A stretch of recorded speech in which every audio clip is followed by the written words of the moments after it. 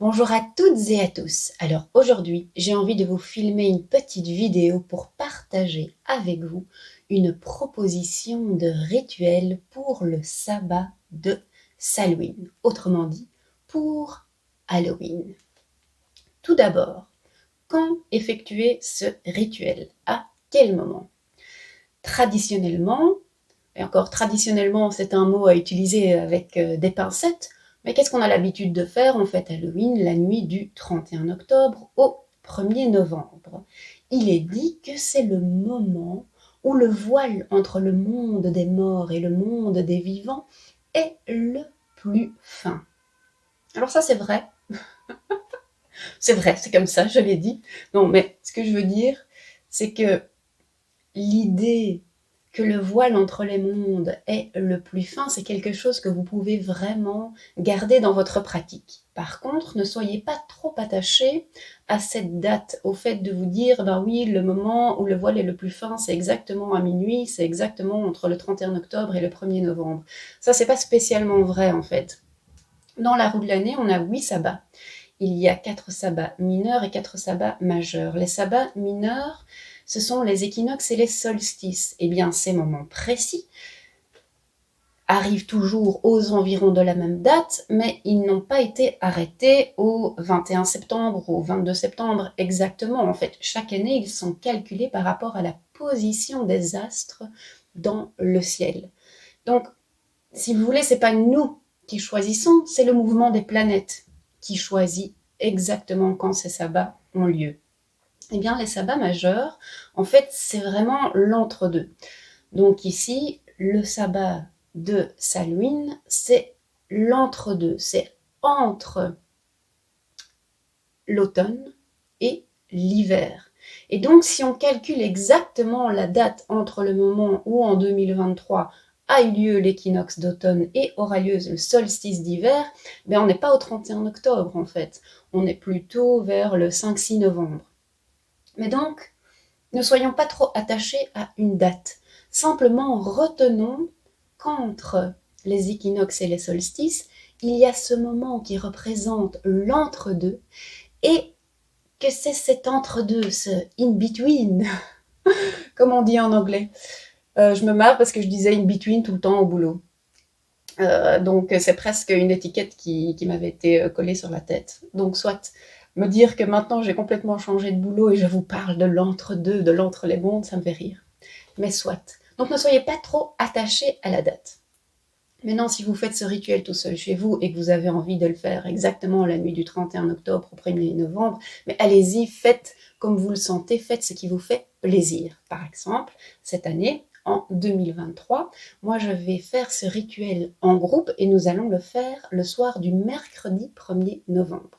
D'ailleurs, ce que je vais vous expliquer dans cette vidéo-ci, c'est un peu une adaptation en solitaire d'un truc que nous, on va faire en groupe. Ce ne sera pas 100% la même chose, mais si vous arrivez au bout de cette vidéo et que vous vous dites « Ah, mais moi, ça me plairait bien de faire ça en groupe », eh bien, n'hésitez pas à me contacter. Toutes mes coordonnées sont in the description box, ci-dessous.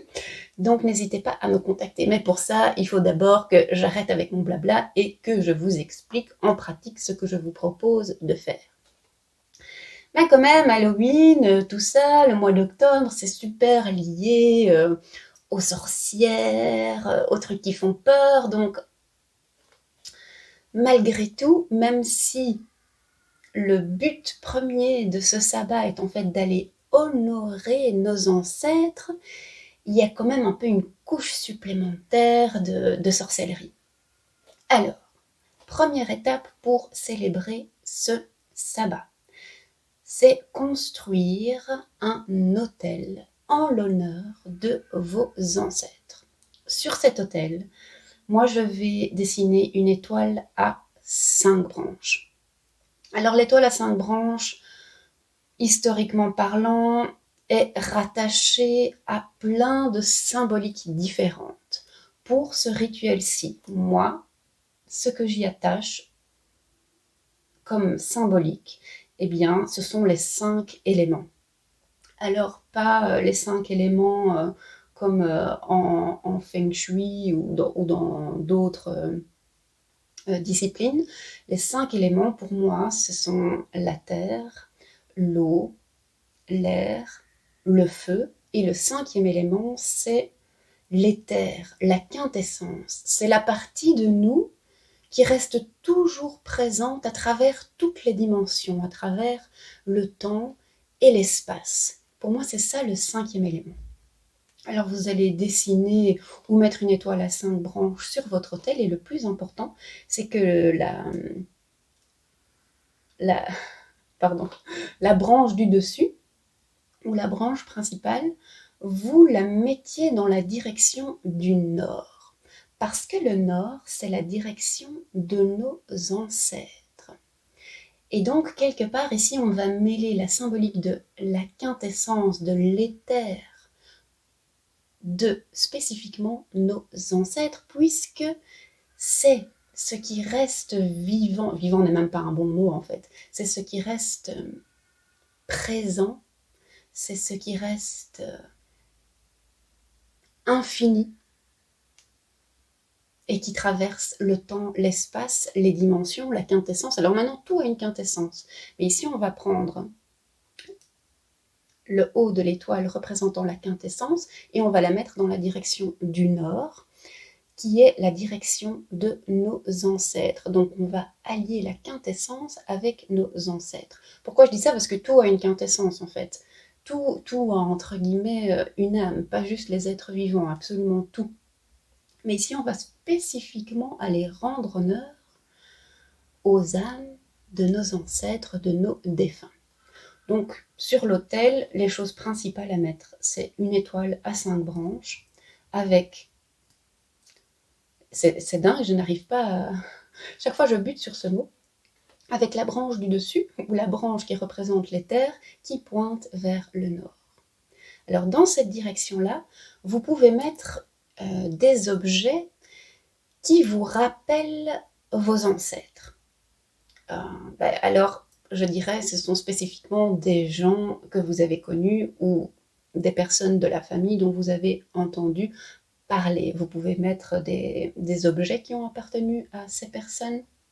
Les bijoux, ça marche super bien parce que des bijoux ou des objets que la personne défunte a porté toute sa vie, ben vraiment il y a quelque chose qui reste de sa quintessence dans ces objets-là. Il y a une énergie qu'on peut aller contacter. Donc si vous possédez des bijoux qui ont appartenu à vos défunts, c'est pas mal de les mettre dans la direction du nord. Si vous n'avez pas de bijoux, vous pouvez tout simplement mettre une photo ou même un tout autre objet, un cadeau qu'ils vous ont fait, quelque chose qui vous fait penser à eux. Alors ça, c'est si vous avez vraiment une personne ou plusieurs personnes en tête. Maintenant, dans vos ancêtres, ça peut être beaucoup plus large que ça. Vous avez peut-être envie d'honorer vos origines. Et alors, je ne sais pas moi qui suis...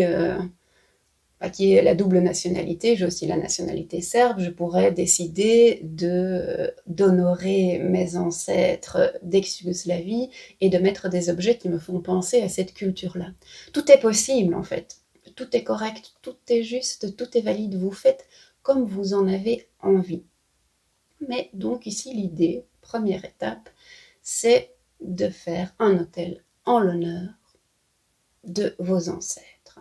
Que ce soit des personnes que vous avez connues ou que ce soit vos ancêtres de manière beaucoup plus générale.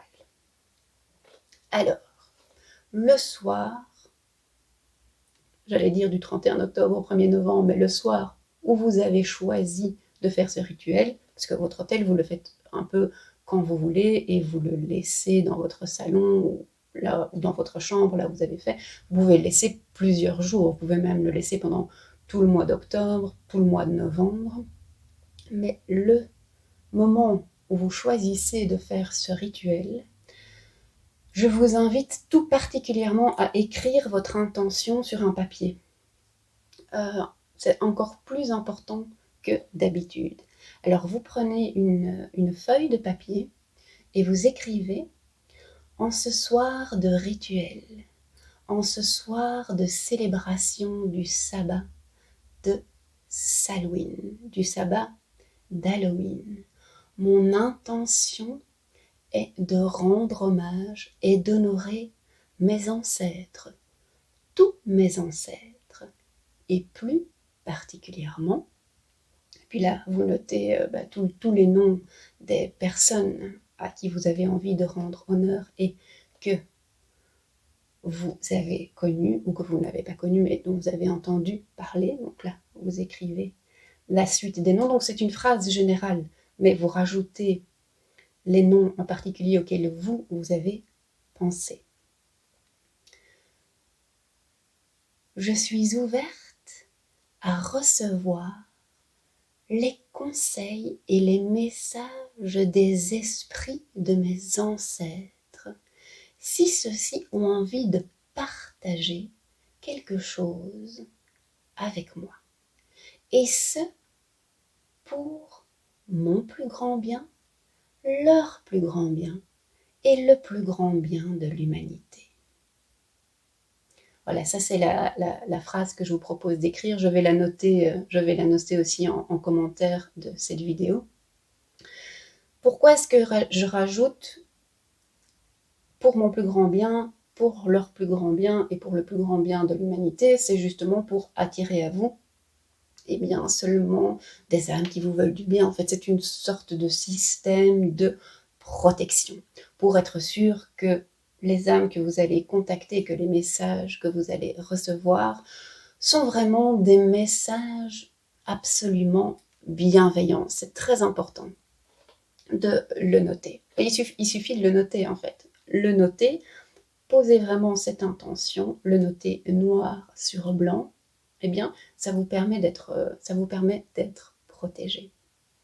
Donc, vous écrivez cela sur votre petit papier. Vous placez ce petit papier toujours au nord, sur votre autel. Et puis, excusez-moi, ça me gratouille l'œil. Vous pouvez passer simplement 1 ou 2 minutes à vous remémorer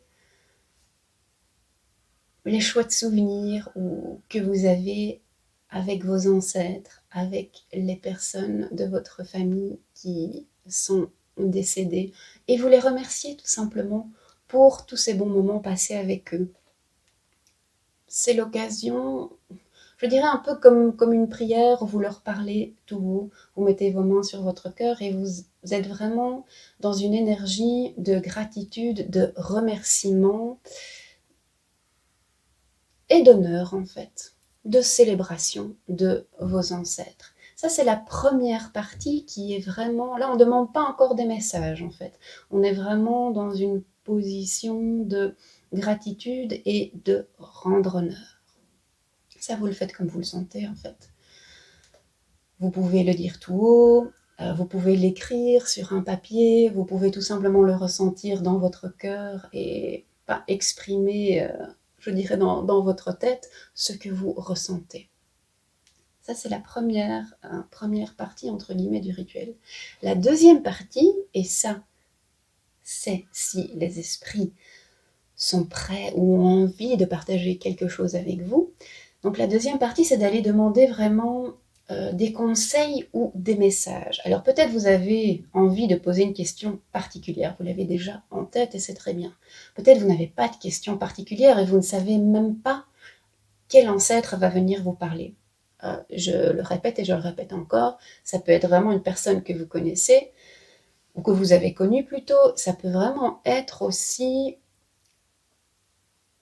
une origine ethnique ou un endroit de la planète qui vient vous parler en fait,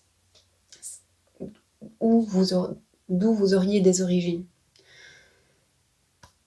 Et là, ce que je vous conseille de faire, ou la pratique que je vous conseille d'essayer, en fait, c'est d'aller regarder, bon, donc soit vous avez une question précise, soit pas, mais vous vous mettez dans un état d'ouverture d'esprit, d'ouverture du cœur, pour recevoir des messages. Et pour recevoir ces messages, vous regardez la paume de vos mains. Vous vous concentrez comme ça et vous regardez la paume de vos mains jusqu'à ressentir une sorte d'hypnose à force de regarder la paume de vos mains qui va devenir de plus en plus trouble. Puis là, vous allez faire attention aux images que vous allez voir ou aux sons que vous allez entendre, ou peut-être carrément que vous allez entendre un esprit vous parler avec des mots. Alors pourquoi regarder dans la paume de ses mains? Alors je sais que si on va chez une diseuse de bonne aventure, eh bien elle va regarder la paume de votre main, elle va prédire votre avenir. Bah oui, mais moi, je pense que les mains, c'est peut-être plus utile de les utiliser, non pas pour prédire l'avenir, mais pour aller lire le passé. Alors pourquoi je dis ça? Nos empreintes digitales, ou pas digitales, nos empreintes, elles nous sont uniques. Il n'y en a pas deux les mêmes sur Terre. Et en même temps, notre corps physique, il est quand même influencé, ne mettons pas de pourcentage sur cette influence, mais quand même grandement influencé par nos parents, nos grands-parents. Bah oui, je sais pas, moi je ressemble à ma mère, quoi, physiquement. Je veux dire, c'est indéniable. Eh bien, quelque part dans nos mains, dans les lignes de nos mains, si on regarde et si on se laisse emporter, on peut voir absolument tous nos ancêtres, toute notre généalogie. C'est un peu ça l'idée en fait, de regarder nos mains, de regarder les lignes de nos mains, de poser l'intention d'être ouverte à recevoir des messages du monde des morts. Et bah, je suis curieuse que vous partagiez, si vous faites ce rituel tout seul chez vous, bah dites-moi quel genre de message vous avez reçu. Mais moi, je pense vraiment qu'il y a un pouvoir à regarder dans les lignes de nos mains. Et pas pour prédire le futur, mais justement pour avoir accès au passé. Parce que notre corps, aujourd'hui, bon, il est le résultat de nos habitudes, de nos choix, mais il est aussi le résultat de tout un patrimoine génétique reçu de nos ancêtres, des ancêtres de nos ancêtres. Donc, j'aime bien cette idée qu'en regardant les lignes de ma main, j'ai un peu accès à tout. Donc voilà, ça c'est la technique que je vous propose d'utiliser. Peut-être que vous allez recevoir un message, plusieurs messages, peut-être pas de message. En tout cas, ayez confiance que ce que vous allez recevoir est le meilleur message pour vous. Ça, c'était la deuxième partie de ce rituel. Donc, première partie, c'est vraiment honorer. Deuxième partie, c'est recevoir en retour des messages si les esprits ont envie. Donc, ici, on travaille avec le libre arbitre de chacun. Votre libre arbitre, mais aussi le libre arbitre de vos ancêtres. Et c'est vraiment pour ça aussi qu'on note sur le petit papier, pour mon bien-être, pour le bien-être de mes ancêtres, pour le bien-être de l'humanité, afin que vraiment ce travail se passe en symbiose et que le bien-être de toutes les parties soit pris en compte. Alors pendant ce rituel, oui, ça j'ai oublié de le dire, ça me paraissait tellement évident, vous allumez une bougie au début, et quand vous avez terminé, eh bien vous éteignez cette bougie pour vraiment dire que le rituel est terminé. Cette bougie que vous aurez utilisée sera la bougie que vous pourrez appeler la bougie aux ancêtres. Et donc, pendant l'année qui suivra, pendant les 12 mois qui suivront, vous pourrez utiliser cette bougie pour justement aller reposer une question à vos ancêtres. Si à un moment donné ou à un autre, vous sentez que c'est important pour vous ou que c'est le bon moment pour retourner poser des questions à vos ancêtres. Alors, si vous participez au rituel qui aura lieu à Bruxelles le 1er novembre, eh bien, ce que je vous propose de faire, c'est d'apporter avec vous un objet qui vous fait penser à vos ancêtres que vous avez particulièrement envie d'honorer. Alors, cet objet, n'ayez pas peur, personne d'autre ne va le toucher. et vous allez le récupérer à la fin intact et en bon état. Donc n'ayez pas peur d'apporter quelque chose de valeur, ne soyez pas mal à l'aise, c'est pas un objet qui va passer de main en main, c'est juste pour que cet objet soit présent avec vous. Ça, c'est si vous avez une idée précise de qui vous voulez remercier. Si vous n'avez pas une idée précise, c'est pas grave, on notera tous donc cette petite phrase à noter sur le petit papier, on l'écrira. Et si vous n'avez pas une idée de qui contacter en particulier, ben c'est pas grave. On va remercier nos ancêtres, tous nos ancêtres. Donc viendra l'ancêtre qui sera le bon pour vous ce soir-là. Vous ne devez pas apporter de bougies, ça les bougies c'est moi qui les fournis et donc vous repartirez tous à la maison avec une bougie en l'honneur de vos ancêtres que vous pourrez utiliser pendant les 12 prochains mois de l'année. Voilà, là-dessus, je vous souhaite un excellent rituel de Samhain et je me réjouis de retrouver toutes les personnes qui viendront mercredi soir. À tout bientôt!